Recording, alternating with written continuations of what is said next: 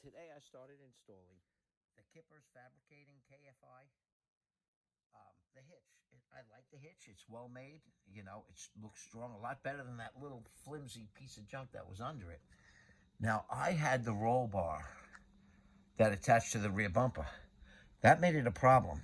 So what I did was I purchased grade 8 bolts from the hardware store because that bolted through on the axle bolt. What actually bolted through there was that rear bumper bolted through your rear axle. I'm having trouble getting that back in place, but I will. Now, the top bolts that they gave you worked. Even though I had this there, it actually fit. The top bolts, they give you those top bolts, it worked. The bottom bolts go through another hole that's not through that rear axle. It's very easy to install this, but my problem was, you see this thing I had, that plate was part of this rear bumper. I actually had to cut that out. See the cutout right there? I actually had to remove that thing. See where I sliced that whole piece of metal out of the middle? I actually cut that right there. See it? I cut that all the way down. And that actually made it easy for me to get to see the oil change? I wasn't able to get to that before because that plate was blocking it. This UTV plate was in the way. So now, VUVT, whatever it says. So now I did the oil change. I just did that before I made a video. Now putting this back in has been proven to be very difficult. I loosened all those screws and I still can't really move this rear bumper, but I did get it with this jack. I jacked it in position using that as a wedge. Now, if I can get that top hole lined up, I'll get a bolt on that side.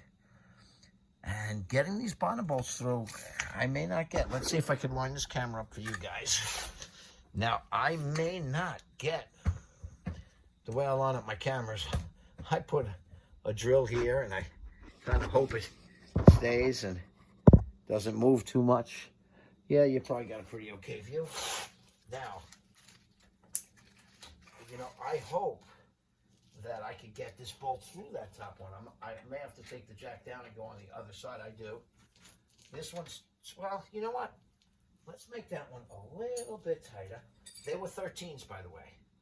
You have 13 on the front and 13 on the back. These are both 13s. Got my little snap-on 13. Now, people, I say this to everybody. I am not a mechanic, okay? I'm just a guy like you, most likely, who's just trying to, you know, save a little bit, you know, by doing it himself. And that's what I'm doing. So I try to save a little bit here and there. I watch YouTube videos myself. That's what inspired me to make these videos. So, and that's why I do it. You know, I hope I help somebody. And I try to, you know, if people make a comment or ask a question, I try my best to answer it. I really do. Sometimes I even do a little research for them. I try to help them out. All right, now I'm going to lower this. I'm going to see if I can get that other side to raise up a little bit. See how much pressure I had on that to get that up? See, that side's not even close. Let's see if I can. See, so I'm jacking up just the. Nope, the jack went out back on me. It's really, I'll tell you, it's not easy to do. These bumpers have a huge amount of pressure on them. I couldn't believe what I was going through to try to get this thing to actually jack up, to actually get it into place. It's a lot, more than you think. I found that if you lower these bolts on this jack, there's bolts that hit the floor.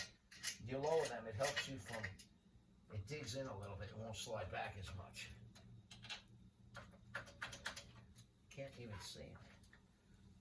Can't even, yeah, I can't tell. There we go, got it through. And that bolt goes through this. Now I'm just gonna put this in tight, you know, just so it doesn't go anywhere. Now, I may not keep you with me the whole time because, you know, to be honest with you,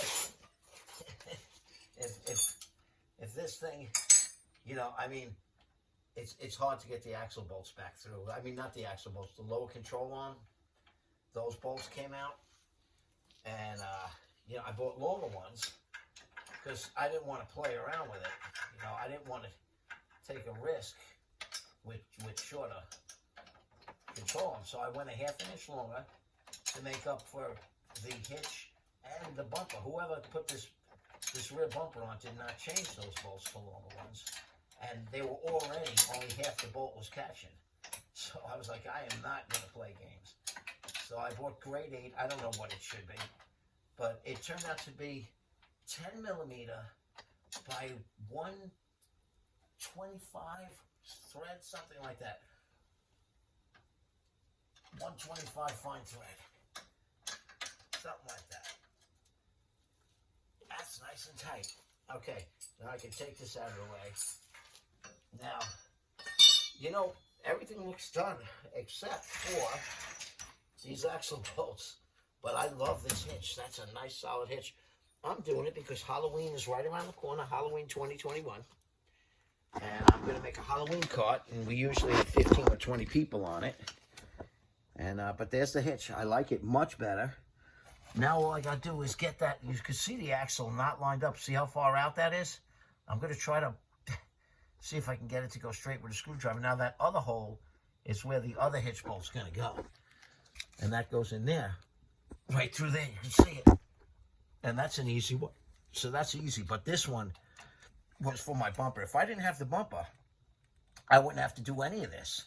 If you don't have the bumper, all you got to do is use this bolt, nothing, and this bolt, nothing.